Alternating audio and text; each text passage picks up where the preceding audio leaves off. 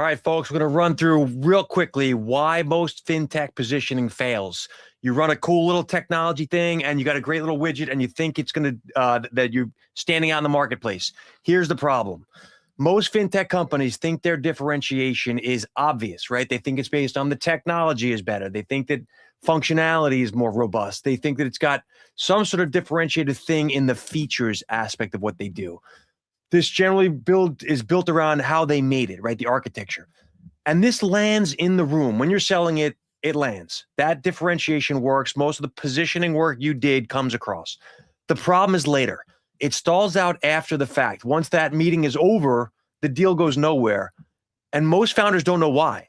The reason is because your differentiation, it worked in the pitch, it failed in translation. If you sell into enterprise, big companies, IBM, Apple, massive global multinationals. I come out of Wall Street. This is all we sold to. These folks have buying committees. You're selling to people in the room, and then the sale happens upstream in the buying committee. So the positioning that you've worked so hard to craft around your fintech, it collapses when it has to be heated by someone else. Sure, you're the founder. You know your thing inside out. You're the CEO. You're the best spokesman of the thing. And you do a great job representing in the marketplace. The problem is you're not the one doing the representation. Somebody else, whomever you pitched or showed the thing to, has to have a conversation where you will not be present. That's the translation point.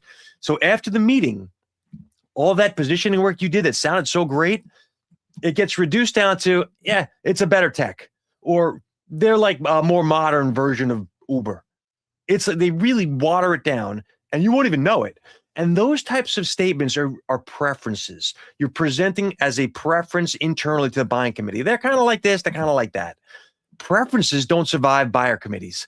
The buying committee has one job, reducing risk. So here's how these committees actually decide. They don't ask who's best. They ask 3 questions. Number 1, is this thing necessary? Number 2, what risk does this solve for us?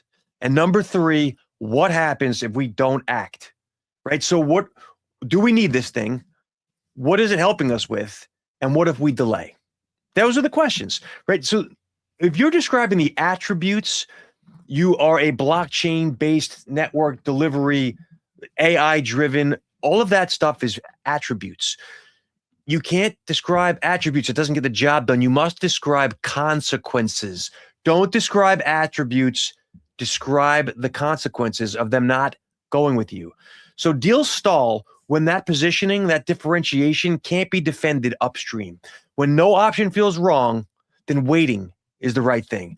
Most founders are focused on features, right? So features don't travel, folks. Language does.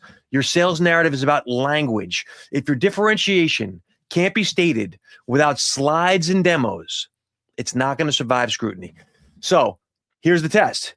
Can your buyer explain why choosing you is the responsible decision, right? This is not the appealing one, not because it's cool.